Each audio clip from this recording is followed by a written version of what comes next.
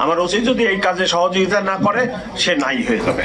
ঢাকা মহানগর পুলিশের কমিশনার শেখ মোহাম্মদ সাজ্জাদ আলী কঠোর হুঁশিয়ারি দিয়েছেন থানার কর্মকর্তাদের উদ্দেশ্যে। মামলা না নিলে 1 মিনিটেই ওসিকে সাসপেন্ড করার ঘোষণা দিয়েছেন তিনি। আরও জানিয়েছেন, গরিবের কষ্টার্জিত অর্থ নিয়ে কোনো ধরনের চাঁদাবাজি বরদাস্ত করা হবে না।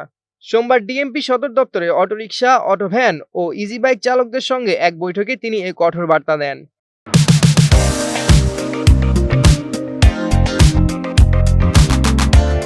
বৈঠকে এক রিকশা চালক জানান, তাকে মারধরের পর থানায় মামলা নিতে গড়িমসি করা হয়েছে।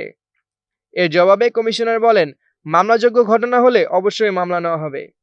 তিনি আরও জানান, গরিবের কষ্টের টাকা কেউ নিলে কঠোর ব্যবস্থা নেওয়া হবে। চাঁদাবাজি বন্ধে থানার ওসিদের নেতৃত্বে কমিটি গঠনের নির্দেশ দেওয়া হয়েছে। মোহাম্মদ সামিউল ইসলাম জয়, 21 টিভি, ঢাকা।